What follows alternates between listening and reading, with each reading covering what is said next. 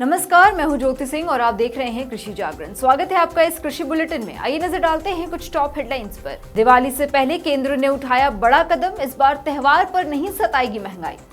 सहकारिता क्षेत्र को आगे बढ़ाने के लिए किए गए 48 बड़े काम, अब सरकार इन समस्याओं पर भी दे ध्यान। ओडिशा की स्वाति नायक प्राप्त करेंगी 2023 Norman Borlaug field award. CM Shivraj के गृह जिले सीहोर में किसानों पर दोहरी मार, पहले कम बारिश तो अब नर्मदा ने बरपाया कहर। कपास फसल का नुकसान होने पर सरकार देगी 30,000 रुपए प्रति एकड़ का मुआवजा। 27 सितंबर तक कर सकते हैं आवेदन। अब खबरें विस्तार से।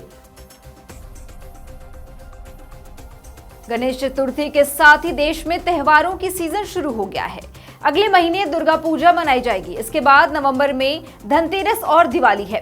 इस दौरान पूरे देश में लोग जमकर खरीदारी करेंगे, साथ ही त्योहारों पर स्वादिष्ट और लजीज व्यंजन भी बनाकर खाएंगे।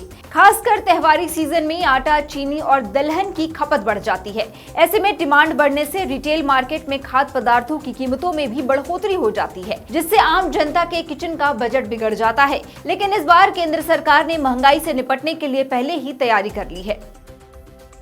National cooperative union of India के चेयरमैन दिलीप भाई संघानी ने कहा है कि सहकारी आंदोलन देश की अर्थव्यवस्था और सामाजिक उत्थान के लिए एक महत्वपूर्ण संगठन है, जो भारतीय संस्कृति और संस्कार तथा जीवन प्रणाली का हिस्सा है। यह गरीब किसानों, बेरोजगार युवाओं और महिलाओं की जीविका का एक संसाधन है। देश का हर गाँव और अधिकांश घर किसी न किसी रूप से सहकारिताओं की क्षमताओं को समझते हुए ही प्रधानमंत्री नरेंद्र मोदी ने भारत में सहकार से समृद्धि का रोड मैप तैयार किया है। इसके लिए उन्होंने नए सहकारिता मंत्रालय की स्थापना करके उसकी बागडोर अमित शाह को दी है।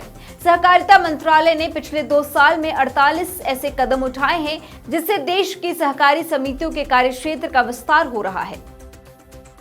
कृषि और खाद्य उत्पादन के क्षेत्र में उनके असाधारण योगदान की एक महत्वपूर्ण मान्यता है। ओडिशा वैज्ञानिक स्वाति नायक को 2023 के लिए प्रतिष्ठित बोरलॉन्ग फील्ड अवार्ड प्राप्त होगा। ये प्रतिष्ठित पुरस्कार किसानों को मांग संचालित चावल बीज प्रणालियों में शामिल करने के लिए उनके अभिनव दृष्टिकोण का सम्मान करता है, जिसमें परीक्षण और तैनाती से लेकर जलवायु, लचीला और पौष्टिक चावल की किस्मों तक पहुंचाकर अपनाते हैं और शामिल करते हैं। मध्य प्रदेश के मुख्यमंत्री शिवराज सिंह चौहान के गृह जिले सीहोर में किसान पर मौसम की दोहरी मार पड़ी है।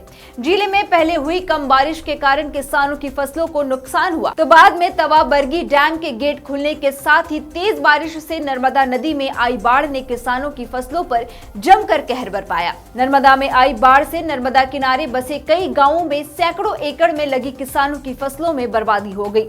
फसलें खराब होने से किसान चिंतित और परेशान है। इसके साथ ही हुए आर्थिक नुकसान के लिए मुआवजे की मांग कर रहे हैं, जबकि जिला प्रशासन का कहना है कि बाढ़ के कारण 210 हेक्टेयर में ही फसलें खराब हुई हैं। देश में प्राकृतिक आपदा के चलते हर साल किसानों की फसलों को काफी नुकसान होता है। किसानों के होने वाले इस आर्थिक नुकसान की भरपाई सरकार द्वारा विभिन्न योजनाओं के तहत की जाती है। इस कड़ी में हरियाणा सरकार ने राज्य में कपास की खेती करने के वाले किसानों के लिए हरियाणा फसल सुरक्षा योजना शुरू की है। योजना के तहत किसानों को प्राकृतिक आपदा से कपास की फसल खराब होने पर अधिकतम 30,000 रुपए प्रति एकड़ की दर से मुआवजा दिया जाएगा।